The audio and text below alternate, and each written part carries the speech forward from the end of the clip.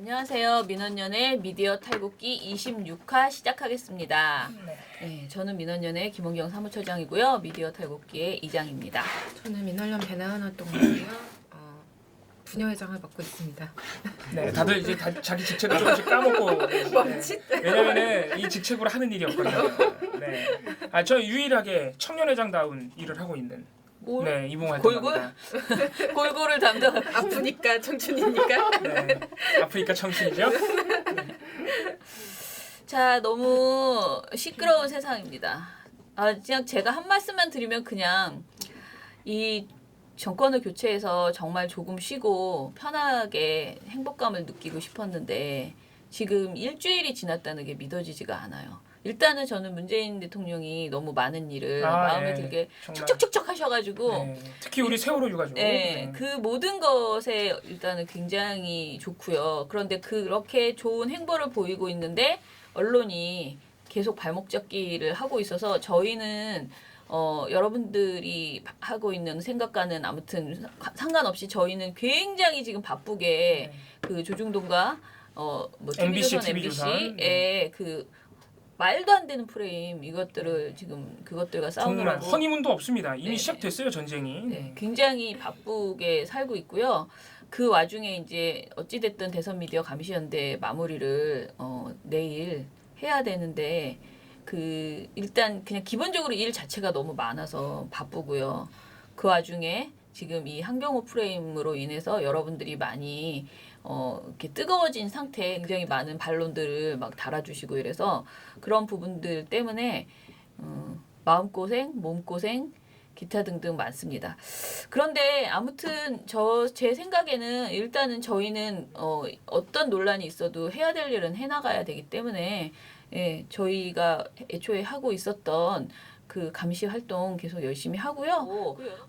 뭐 똑같은 잣대로 저희 제일 싫어하는 게 이중잣대잖아요. 이중잣대를 쓰지 않고 똑같은 잣대로 똑같이 언론에 대해서 비판하고 지적하는 그리고 또 저희가 막 무슨 막 선무당처럼 무소불위의 그런 검을 들고 잣대 그 비판하는 게 아니거든요. 그래서 어떤 언론이든 간에 그 뭐라 그럴까요? 조심조심 그러나 엄중하게 그렇게 기본적인 보도 윤리와 준칙에 따라서 저희 네. 모니터하고 있고요. 그렇게 하도록 하겠습니다. 아무튼간에 네 방송을 털어보겠습니다. 자 저희가 제가 지금부터 말씀드릴 방송 내용은 15일 방송 네, 스승의 날 우리 문재인 대통령이 세월호 그 기간제 선생님들의 순직을 인정해줬던 그날입니다. 이날 TV조선 정말 단 하루도 쉬지 않고 나는 싸우겠다. 또 임전무태의 각오를 잘 보여준 날이기도 합니다. 저희가 14일 주말간 보고서에서 지적했던 MBC의 보도도 상당히 화제가 됐는데 네, 안 그러던 경향신문이 우리 보고서를 완전히 베껴서 기사도 써줬더라고요. 그랬어요. 뭐 다른 이유가 있는 것 같지만 어쨌든 여러모로 참 화제가 됐던 지금 현재 TV조선의 태도입니다. 자 그래서 15일 날은 또 어떤 보도를 했느냐? 이게 지금 나오는 거예요? 네, 14일 날 북한이 화성 12호라는 미사일을 쐈습니다. 네. 이게 이제 ICBM이냐 ILBM이냐 그래가지고 조금 논란이 있는데 어쨌든간에 기술력의 진전은 있는 것으로 확인이 됐어요. 네. 자, 이것을 두고 이제 MBC가 문재인 정부의 또는 문재인 대통령의 대북 정책에 대해서 그러니까 나름대로 우려를 표명한 보도인데 네. 시청자들이 보기에는 거의 뭐 불안을 부추기는 문재인은 안 될 거야 이 수준이에요. 그래서 거의 막말에 가까운 비유가 나오는데 어떤 비유가 나오는지 제가 말씀을 드리겠습니다. 그래서 일단 보도 첫 머리에서 TV조선이 뭘 소개하냐면은 영화 클리프 행어 아시죠? 아세요? 되게 옛날 영화인데 클리프 행어 저 세대의 영화죠. 와 명작 우리 아저씨. 베나토가 클리프 행어를 모르네. 굉장히 실베스타 스텔론 나오고 그죠? 네. 네. 어린 척. 굉장히 명작인데 네, 액션 영화의 신기원을 열었던 아무튼 그 클리프행어 어떤 영화인지 다들 아실 겁니다. 갑자기 그걸 보여줘요. 이건 나중에 말씀드릴게요. 아무튼 이게 이제 앵커 칼럼이라는 코너인데 이 코너 자체에 대한 비판을 제가 나중에 좀 이따 해드릴게요. 그 클리프행어 금광이죠 우리에게. 근데 저는 앵커 칼럼이 이렇게 엄청 막 자주 걸리는 편은 아니에요. 이게 조선일보 사설 칼럼보다는 조금 뭐라 해야 될까 예의를 지켜요.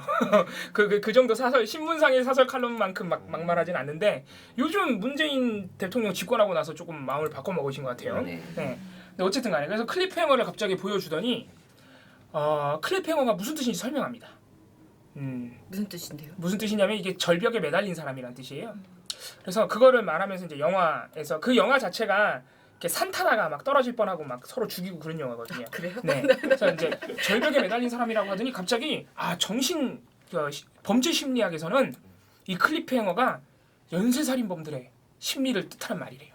네. 그 이유가 뭐냐면은 그 살인할 때 긴장감 있잖아요. 연쇄살인범들이 그거를 계속 느끼고 싶어서 그래서 더 자극적으로 절벽에 매달린 사람의 마음으로 계속 살인을 한다는 겁니다.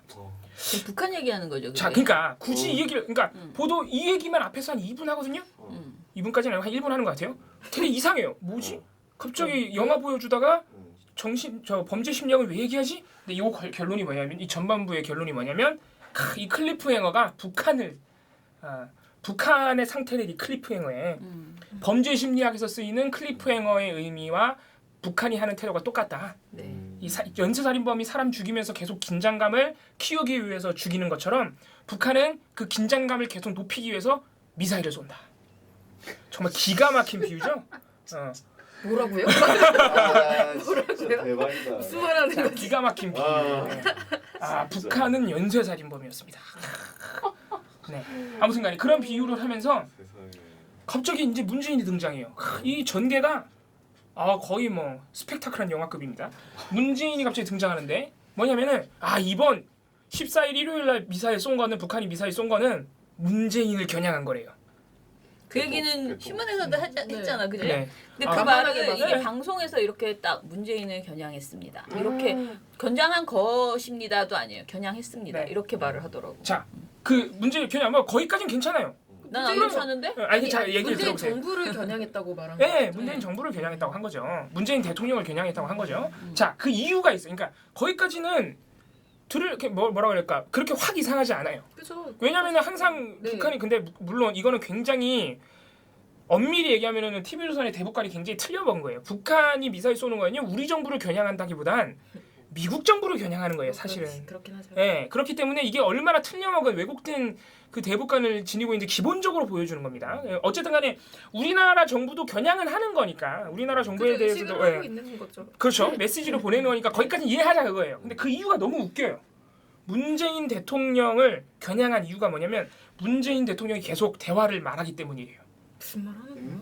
계속 대화를 말하기 때문이래. 그래서 갑자기 뭘 보여주냐면 취임 전에도 평양부터 가겠다 그랬고 취임한 다음에도 취임사에서도 평양부터 가겠다 그랬대. 근데 그게 왜곡이거든요. 그러니까 평양 가겠다는 취임사 발언만 싹둑 잘라서 보여줘요. 근데 문재인 대통령이 취임사에서 평양 가겠다는 말 하기 전에 워싱턴도 가고 도쿄도 가겠다 그랬어요. 야 진짜 나쁘다. 근데 거기서 평양 가겠다는 것만 싹둑 잘라가지고 취임하면 평양 간다 그랬다. 그리고 또 잘라내는 말이 있어요. 이번에 북한이 미사일을 쐈는데도 일요일날 문재인 대통령이 자꾸 대화를 얘기한다. 그래서 그 문재인 대통령이 발표한 그 입장 중에 대화 가능성이 열려 있지만 아무리 대화를 우리가 한다고 해도 라는 부분만 또 잘라서 보여줘요.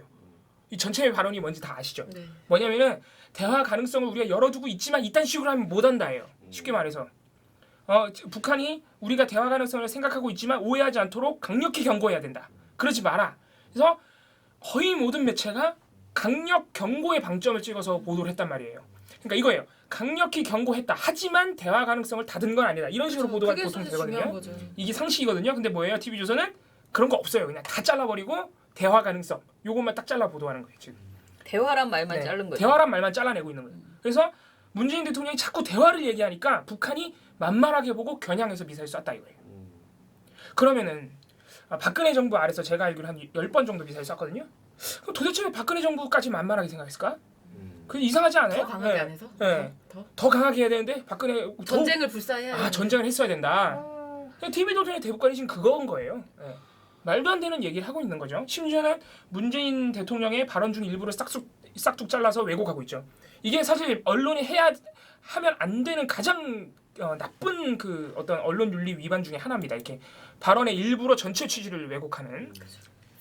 자, 이게 끝이 아니에요. 그 다음에 이렇게 얘기를 하더니 갑자기 뭐라 그러냐면은 외신에서도 이 문샤인이라고 불리는 대북 정책, 문재인의 대북 정책이 햇볕 정책을 따라갈까봐 우려하고 있다.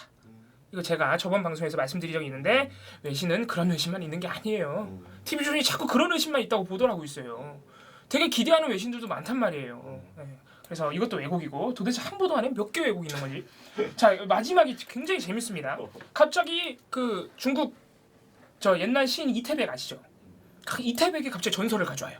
뭐라 그러냐면 이태백은 장강에 비친 달을 건지려고 물에 뛰어들었다가 죽었다. 그러고는 문재인 대통령에 갑자기 경고를 합니다. 달은 이상일 뿐이다. 현실은 물이다. 그럼 너 잘못하면 빠져 죽는다 이거죠. 예.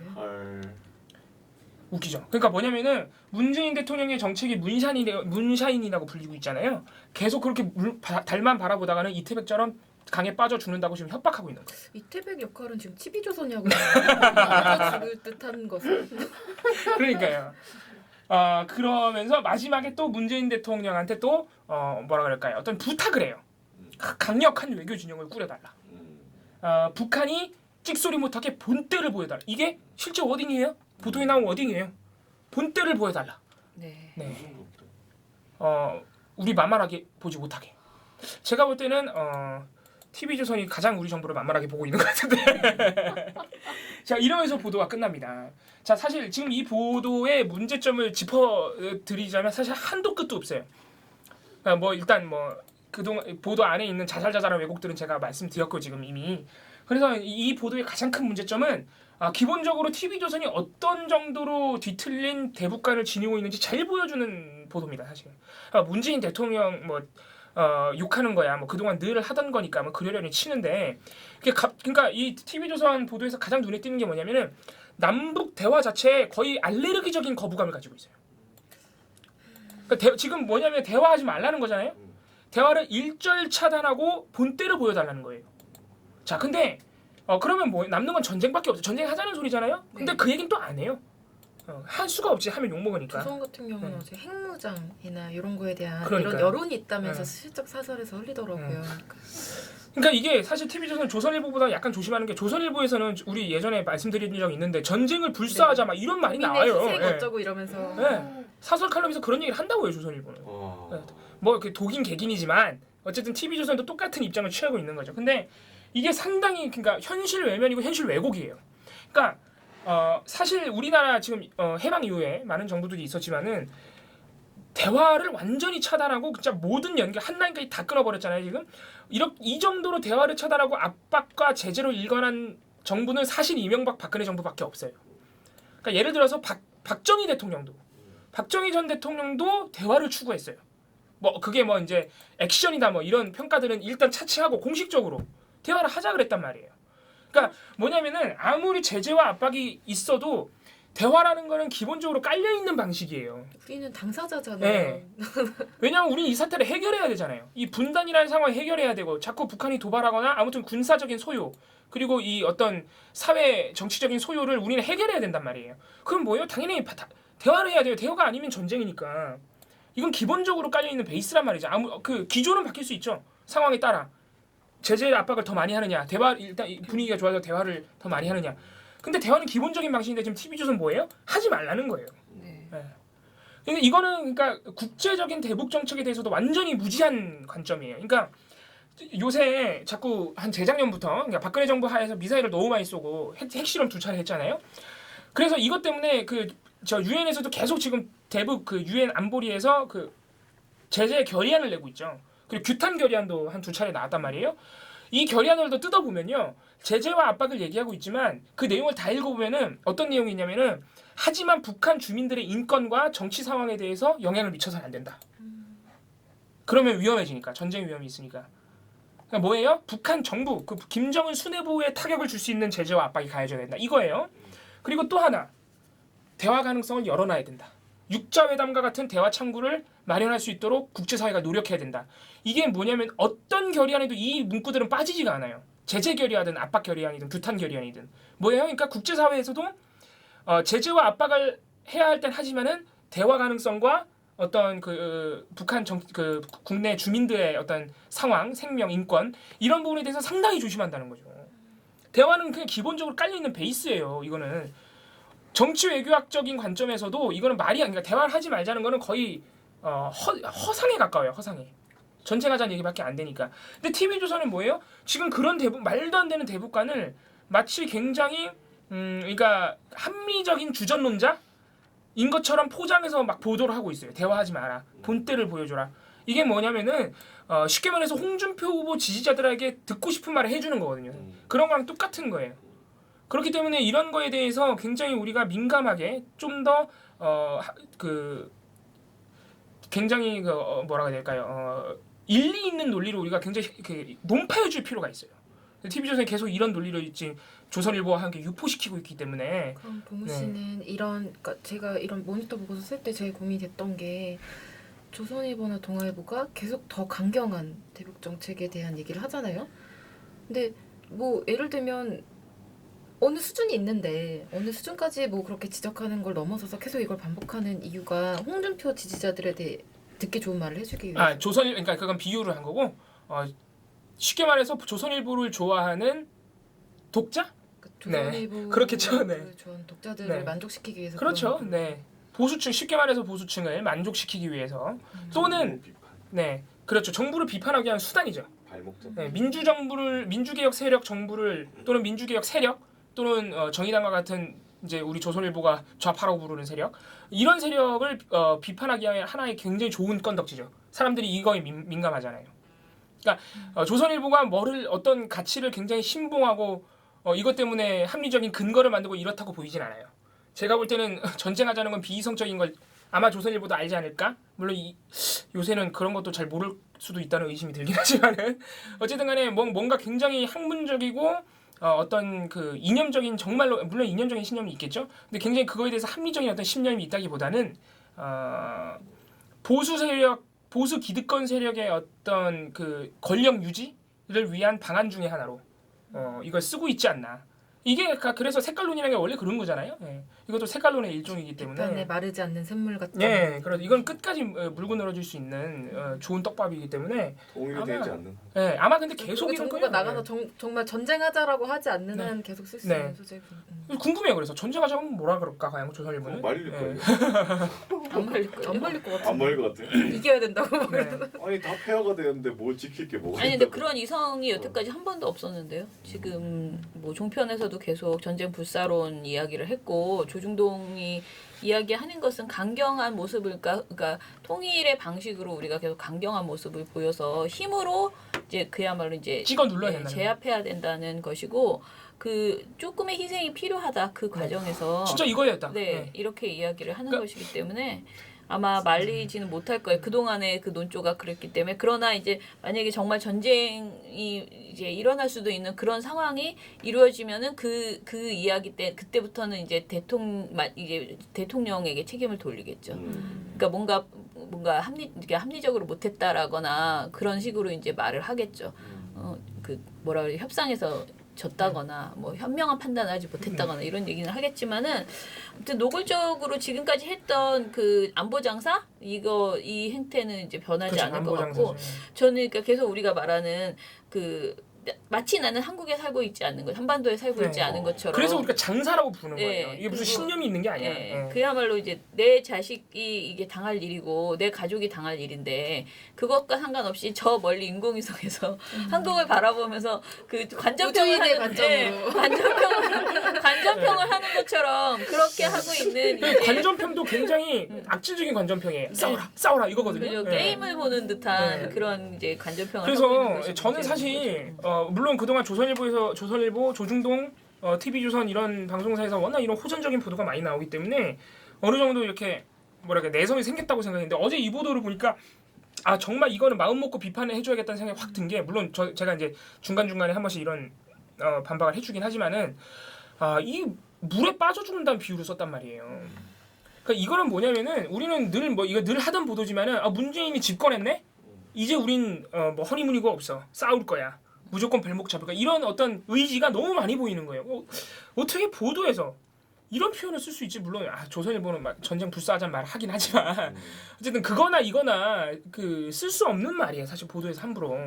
그래서 제가 앵커 칼럼이랑 코너에 대해서 이거는 좀 짚어줄 필요가 있는데 물론 우리 저 민원연 회원이나 청취자 여러분들 중에 TV조선을 보는 분들이 없어서 이 앵커 칼럼이 뭐냐면요. 전형적으로 정말 눈에 띄게 손석희 앵커의 앵커 브리핑을 따라하는 거예요. 네. 네. 격언을 많이 쓰는 것도 사실은 네. 그 손석희 앵커 브리핑. 뭐냐면은 손석희 앵커가 격언 그리고 본인이 읽은 그 어떤 소설, 문학 작품, 역사서, 심지어는 논문. 손석희 앵커는 왜냐면은 음악. 학위가 있기 때문에 심지어는 음악. 그래서 본인이 학위가 있고 공부를 굉장히 오래 한 되게 분이에요. 사랑에 빠진 눈인데. 아니 자 저 이거는 밑에도 손석희 부적절하다고 앵커를 찬양하는 게 아니라 자 그런 거를 많이 이용해서 굉장히 부드럽게 논리를 그거를 굉장히 우리 사회 정치 상황과 부드럽게 연결시켜서 굉장히 교묘하게 그러니까 교묘한 건 좀 나쁜 표현이다. 적절하게 네, 잘 적절하게 굉장히 속 시원하게 비판을 하잖아요. 박근혜 국정농단 때도 그랬고.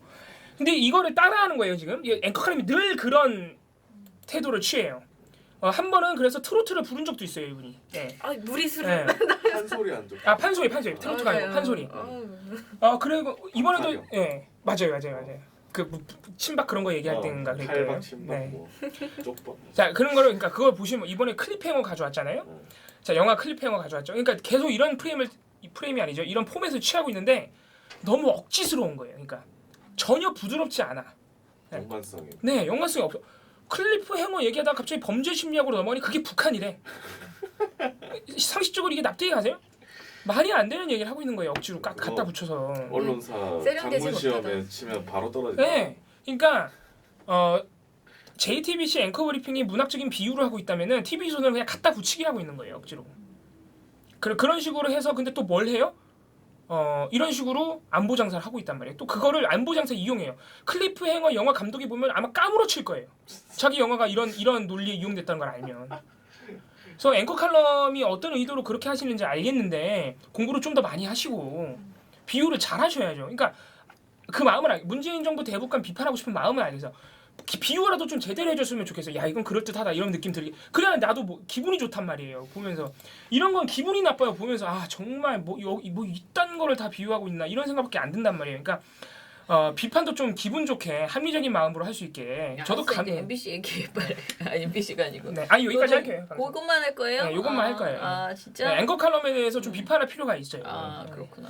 제가 근데 이 보도는 왜 말씀 안 드렸냐면 어차피 배나은 활동가가 저번에 해서 아니 그 얘기 하실 거 아니에요 오늘도? 비슷한 예, 이어지는 이어지는 내용이라서 시리즈를 예. 같이 인천공항 그 외국 네. 이야기랑 똑같아요. 같이 그거랑 똑같은 거라서. 그때 좀 끼어들어서 우리 TV조선은 이렇게 했습니다. 똑같은 얘기라서, 해주시기 예. 바랍니다. 자 그러면은 신문 털어주세요. 아 네네네. 아까 말씀하신 것처럼 그 문재인 대통령 그 발언 이후로 뭐 비정규직 그 노조들 그리고 비정규직 투쟁을 하고 있는 사람들이 갑자기 목소리를 높였다라는 보도가 나오고 그 이틀 뒤인 이제 5월 16일 또 하나의 보도가 나왔는데 이거 굉장히 제목부터 약간 심상치 않아서 좀 주의 깊게 봤는데요. 제목이 조선일보입니다. 제목이 문 대통령 정규직 전환 플러스 알파 달라는 민노총의 일침. 네. 이게 제목이에요. 근데 이 기사는 앞부분에는 쭉 이제 문재인 대통령 그 발언 이후로 기재부에서 이제 실질적으로 현황 조사도 하고 실태 조사도 할 것이고 뭐 어떻게 될 것이다 이런 얘기를 한 2달락 정도 하고 나머지는 다 그날 당일 12일 날 인천공항에서 그 주고받았던 대화 분위기, 내용 이런 것들을 전달을 하고 있어요. 네. 근데 이게 사실상 뻥입니다. 네, 조선일보가 거짓말을 거기서 뻥칠 게 있어요? 그러니까 내용이 어떤 내용이냐 이게 정말 너무 치졸해서 이 기사 속에 민주노총 인천공항 지부장인 박대성 씨가 질문을 하는 장면이 나와요. 네. 근데 여기에 대해서 조선일보가 어떻게 쓰냐면은 인천공항 민주노총 인천공항 지부장인 박대성 씨가 제가 꼭 드리고 싶은 말씀이 있다며 불쑥 손을 들고 일어나 질문을 던졌다. 그는 강한 어조로 뭐 간접 고용 바뀐다고 끝이 아니다. 약속을 받고 싶다. 테이블을 만들어 달라 뭐 이런 요구를 했다고 합니다. 했더니 문 대통령이 여기에 대해서 뭐 대답을 했죠. 그 쉬운 일은 아니고 여러 가지 이제 합리적인 방안을 찾아야 된다라고 그러면서 조선일보 워딩이 이거예요. 문 대통령은 말을 끝내려다 한마디 덧붙였다. 야 소설 같죠? 노동자들께서도 한꺼번에 다 이렇게 받아내려고 하지 마십시오. 단계적으로 차근차근 해나가야 합니다. 그러면서 여기 뒤에 조선일보가 바로 이어서 붙인 게 당시 현장을 지켜본 정부 관계자는 노조 요구를 한없이 받아줄 줄 알았는데 선을 긋고 중심을 잡는 모습을 보고 안도했다. 대통령이 노조도 좀 욕심을 버리라고 훈계하는 분위기였다라고 전했대요. 이건 내가 본 적 없는 내용인데 진짜로? 네, 이렇게 덧붙였어요. 이게 조선일보의 이 상황에 대한 네. 현장에 대한 내용이에요. 진짜 본 적 없는 내용이다. 해설인 거죠. 그리고 그 뒤에는 뭐라고 또 써놓냐면은 이날 이후 인천공항 안팎에서는 민주노총이 벙어리 냉가슴을 앓고 있다는 얘기가 나온다. 왜냐, 문 대통령이 전격 방문에 힘을 실어준 것은 고맙지만 생각지 못한 쪽으로 일이 흘러갈 가능성이 있다고 보기 때문이다. 얘기를 하는데 그 생각지 못한 쪽으로 일이 흘러갈 가능성이 뭔지 설명을 안 해요. 이건 완전 그리고 이간질 수준인데. 그러면서 거대 비정규직 사업장인 인천공항에 공을 들여온 민주노총 입장에선 조합원 이탈도 예상된다. 라고 하면서 인천공항 정규직 몇 명이고 뭐 조합원 몇 명이고 이걸 쭉 말해줘요. 그리고 이 기사는 마지막 단락에서 노무현 전 대통령도 취임 이후엔 노동계에 쓴소리를 하기도 했다라고 하면서 그 내용을 이제 소개하는 걸로 마무리가 됩니다. 일단 두 가지 거짓말이 있는데요. 하나는 저희가 이 기사 속에 등장한 민주노총 그 인천공항 지부장 박대성 씨한테 연락을 했어요. 그래서 당시 상황이 어땠냐, 진짜 실제로 그러니까 훈계를 하고 훈계했냐? 약간 뭐 일침을 놓는 그런 분위기였느냐라고 물어봤는데 이분 말씀으로는 이 질문 자체가 예상치 않았던, 그러니까 준비되지 않은 질문인 건 맞다. 돌발 질문이었다. 하지만 여기에 대해서 문 대통령이 굉장히 성의 있게 답변을 해줬고 이 워딩 속에서 그러니까 대화를 하겠다는 의지를 밝히고 을지로위원회 얘기도 막 예시를 들어줬고 성실하게 답변을 했기 때문에 하고 그 뒷부분에 하지만 우리가 서로 양보해야 될 부분이 있다고 말하면서 그 아까 조선일보가 인용했던 말을 끝내려다 덧붙였던 그러니까 노동자들도 한꺼번에 다 받아내지 말고 단계적으로 하자라고 하는 말을 붙였다는 거예요. 그래서 맥락상 아무도 그거에 대해서 훈계한다고 느끼지 않고 그냥 이런 부분도 같이 고려하자라고 얘기한 거를 느꼈다는 거예요. 그래서 문제제기 그 자리에서 하지 않았고 당연히 실제 녹취록을 주셨어요. 그러니까 좀 분위기가 달랐다라고 하면서 녹취록을 주셔서 들어봤는데 그 문 대통령 바로 끝났는데 박수가 그냥 자연스럽게 나와요. 그러니까 훈계하고 일침했으면 당연히 반발이 일어야 되는데 그런 분위기가 아니었던 거예요. 그리고 또 하나는 근데 그럼 그 자리에 있던 현장에 있던 정부 익명의 관계자는 대체 누군데 전혀 다른 안도의 한숨을 쉬고 안도의 한숨을 쉬고 누구길래 이런 스토리 분위기를 읽었을지 일단 좀 의문스럽고 실존 인물인지 일단 좀 의문스럽고 실존 인물. 네. 또 하나는 아까 말한 것처럼 민주노총에서 조합원 이탈을 걱정하고 있다는 예상된다라는 것도 뭐 누군가 얘기가 나온다고 했으니까 누군가한테 들은 거잖아요. 근데 이런 건 그냥 민주노총이 확인하면 되는 거거든요. 조합원 이탈 실제로 있는지. 오히려 문 대통령 발언하고 이제 지 발언 일종의 발언 이후로 조합원 가입 문의가 계속 이어지고 있다고 합니다. 그리고 실제 그 전화 받은 당시에는 전체 현황이 파악되진 않았는데 지부 중에 일부 지부는 한 7명 정도 그 직후에 또 신입 가입원이 생겼다고 해요. 그래서 이런 분위기가 일단 아닌데 대체 왜 이런 말을? 라는 싸워라 이렇게 하는 게 진짜 나쁜 보도다. 그죠. 그러니까 이거는 막말로, 그러니까 정확하게 이간질시키는 보도죠. 거기다 지금 완전 거짓말, 허위 사실 유포잖아요 지금. 그러니까 예를 들면 저는 그런 보도는 가능하죠. 인천공항이, 그러니까 문재인 대통령은 일단 기조를 말한 거고 사실 아직 진행된 건 없어요. 네네. 그렇기 때문에 이것이 앞으로 어떻게 진행될 것인가에 대한 우려라던가 뭐 방향성에 대한 얘기를 할 수도 있는 것이고 또 하나는 인천공항 측에서 이 정규직화하는 방식에 대한 문제 제기를 할 수는 있죠. 이게 정말 제대로 된 정규직이다라고 광고할 만한 성과인가라는 의문을 제기할 수 있는데 이거는 그런 의문 제기 이런 수준이 아니라 그냥 감정을 계속 북돋고 있는 거예요. 아니 허위 사실 유포잖아 그리고. 네, 상황을 전혀 뭐 분위기라는 게 참 애매하죠. 어떤 사람은 그렇게 느낄 수도 있고 이렇게 느낄 수도 있는 것이긴 하지만 그런 수준을 벗어났는데 그런 수준을 뻥이잖아요, 그냥. 정말 벗어난 거죠. 그 질문 당사자가 문제제기가 뻥이잖아, 없다는데 이런 건 진짜 어떻게 해야 돼? 진짜 고소하고 싶다 진짜. 걸어주세요로.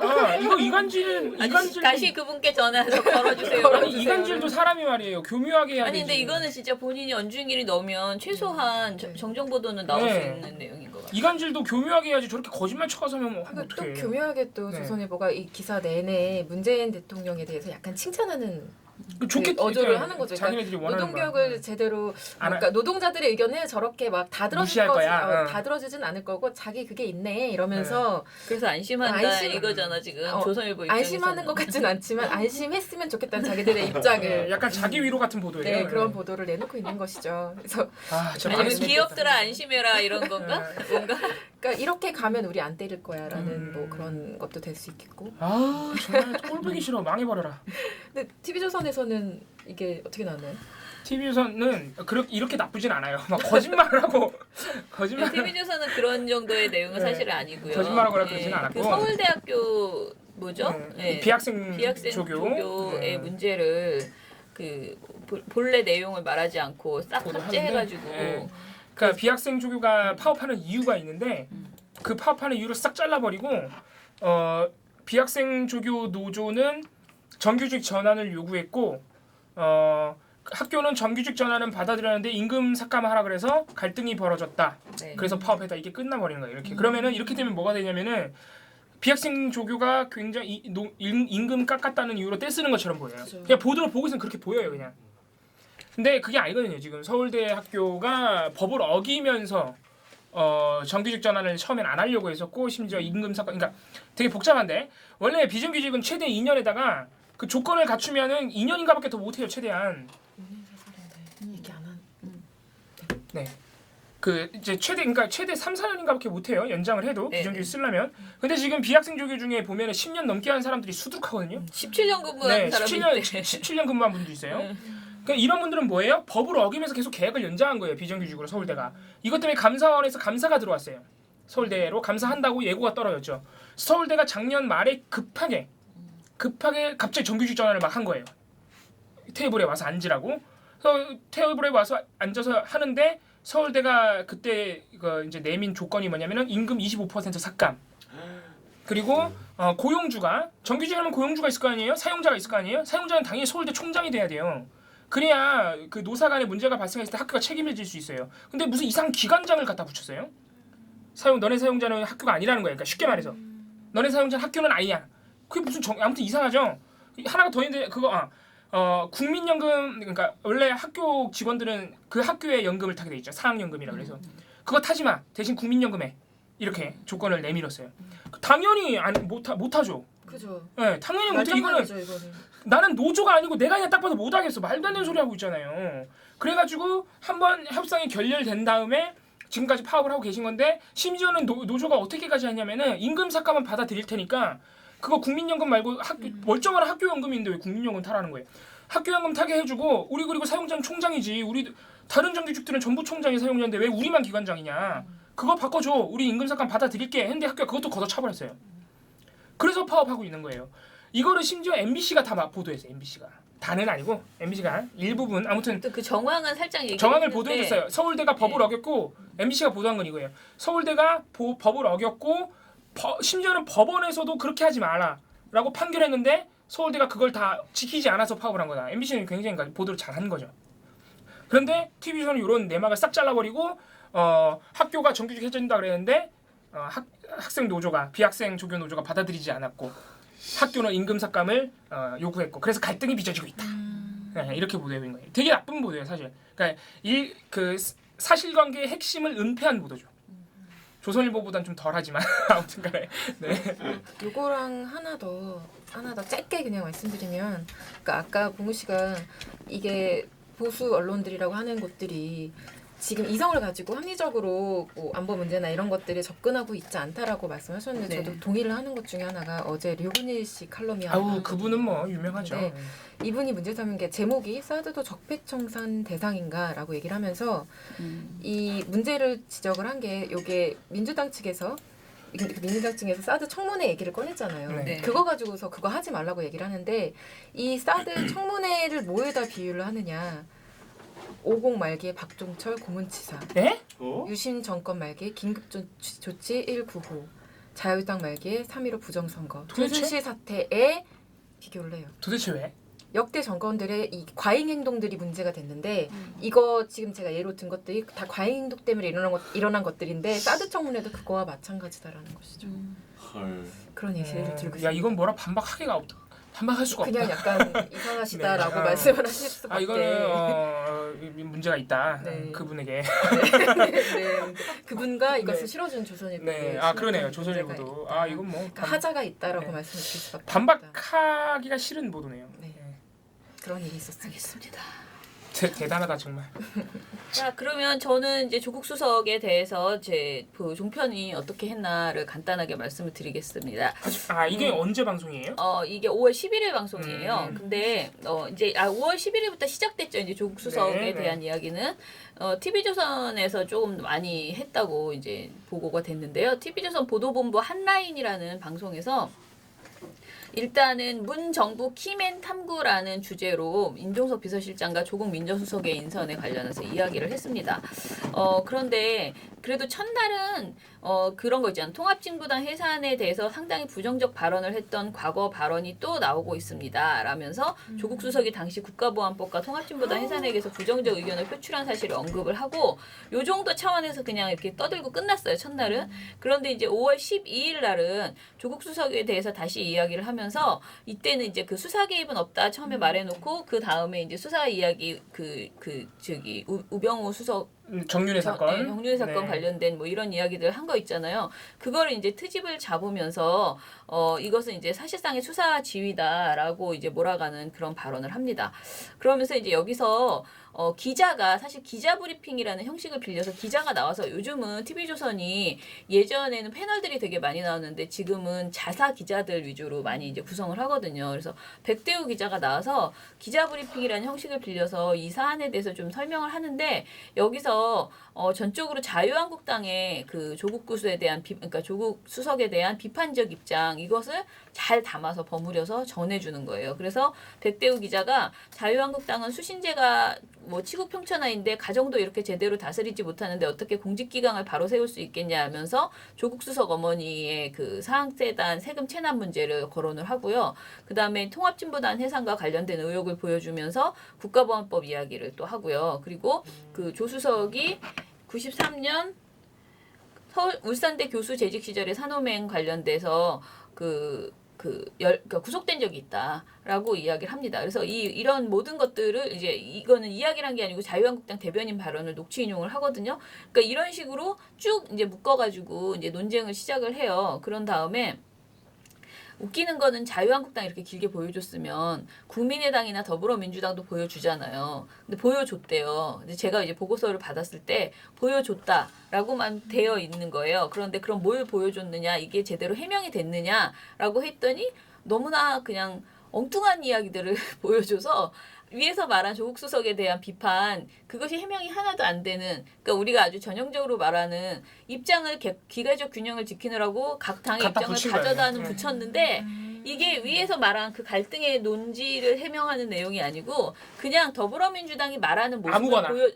그냥 보여주기만 해서 장난 아니다. 이 모니터 하신 분이 모르겠어요. 이렇게 뭘 보여줬지? 보긴 봤는데 그런 정도의 그런 이야기를 하더라고요. 그래서 이제 보완이 필요하다. 제가 이제 그렇게 얘기를 했고요. 그 다음에 좀 웃기는 거는 조국 수석이 그 SNS를 그만하겠다 한동안 이런 이야기를 했대요. 근데 이것에 대해서 자기들끼리 엄청난 이제 억측을 이제 트집 잡는 거죠. 그래서 이제 그 아까 제가 말한 보도본부 한라인에 나오는 문승진 씨라는 분이 이렇게 이야기를 했다고 합니다.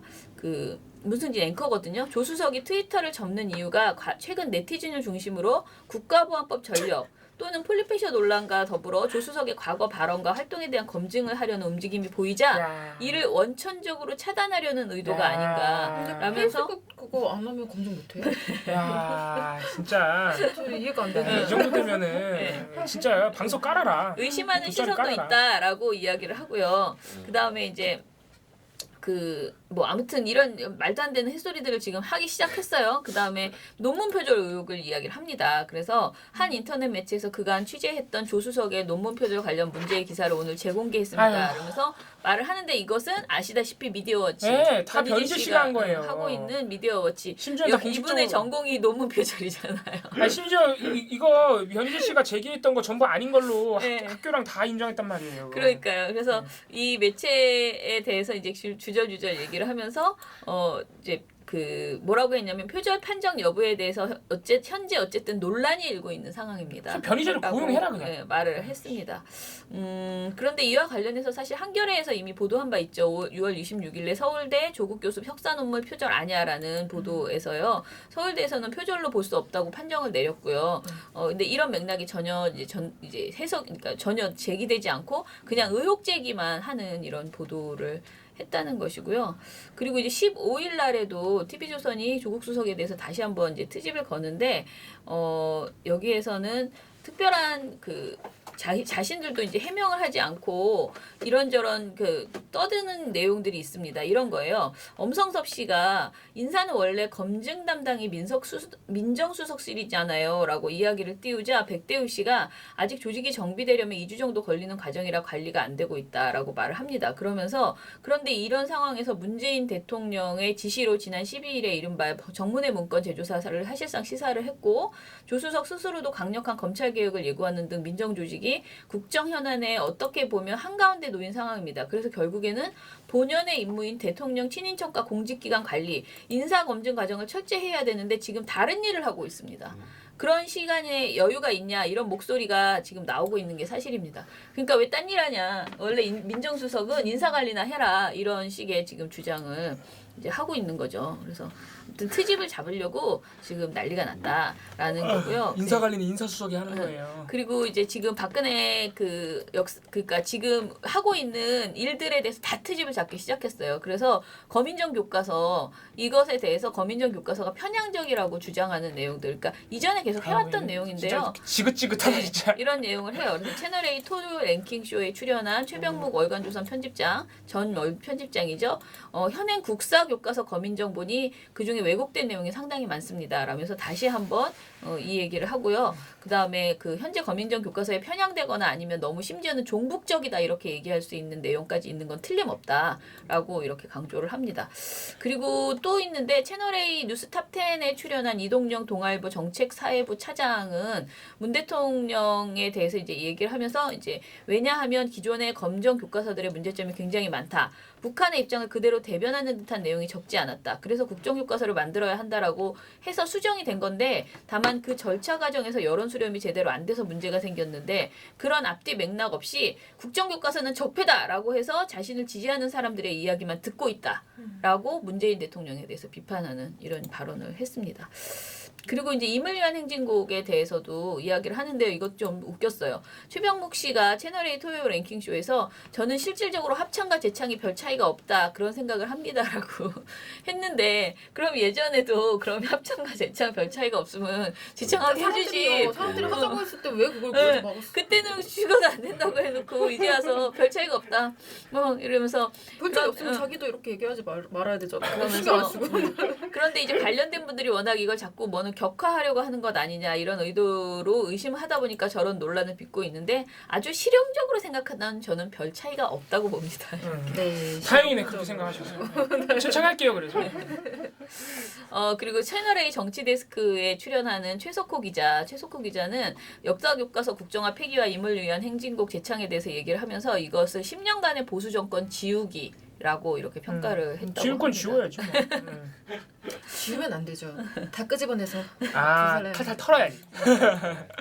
바로 잡는 거예요. 네. 보수 정권 탈곡기는 없나요? 보수 정권 그냥 보수 그게 정권이 보수 정권이기 때문에 우리가 털거나 네. 지우는 게 아니잖아요. 그러니까 보수 정권의 실정이 너무 심각했고 보수 정권이라고 하면 안 되겠다. 역사 왜곡이라든가 뭐 이런 것들 그러니까 적폐 정권. 그렇죠. 네. 그런 거를 우리가 이제 하는 건데 이것에 대해서 지금 이제 종편이 이제 발동을 탁 이렇게 걸은 그런 느낌을 오늘 보고서에서 받았어요. 참 저는 이 조중동이랑 이 종편들 보면요. 종편에서 JTBC는 좀 빼고인데 정말 열심히 산다는 느낌이 들어요. 정말 열심히 한다. 근데 좀 정당하고 합리적인 방법으로 열심히 살면 좋은데 그 원래 열심히 더 이상 하면은 되게 비방용 말이 나올 것 같아서 아무튼간에 애처롭습니다. 그죠? 네. 그 열심히 그러니까 애쓴다 이런 생각이. 근데 참 뭐 요새도 많은 일들이 있고 마음 아픈 일들도 있지만 제가 이번 대선 기간 동안 우리가 모니터하면서 느낀 것 중에 하나는 얘네들이 이렇게 애쓰는데 잘 안 통하는 면이 좀 있다 이제. 그런 게 좀 느껴져요. 좀 예전보다 이런 게 통하는 게 뭔가 우리가 흔히 말하는 안보 장사라든가 이런 것도 약간 세대가 변하면서 좀 덜 먹히는 면이 있지 않나 이런 생각이 들더라고요. 물론 이제 우리 저 박근혜 씨가 큰 똥을 싸주셔가지고 그런 영향도 있지만 그런 생각이 이번 들었습니다. 선거는 약간 좀 네. 그랬고요. 그 저도 내일 얘기를 하겠지만은 이번 선거 보도에 대해서 제가 이영관 기자랑 인터뷰한 내용이 사실 그 한경호 프레임은 정말 아주 작은 부분이고 이번 선거 보도를 정리하는 그런 인터뷰였는데 온통 다 그 주제로만 지금 막 제목도 그렇게 뽑고 내용도 그렇고 게다가 그 제가 말했던 애초의 내용 중에서 너무 많은 게 삭제돼 버리는 바람에 저야말로 제가 말한 것의 맥락이 제거된 특히 한경호 프레임에 대해서 제가 이렇게 뭐 이렇게 좀 길게 얘기했는데 그게 다 이제 잘려서 이렇게 되게 단축됐거든요. 그러다 보니까 이제 제가 더 지금 약간의 지금 문매를 맞는 그런 상황이 좀 벌어진 것 같아요. 아니에요. 괜찮습니다. 그런데 어찌 됐던 간에 지가 받는 거 아니니까.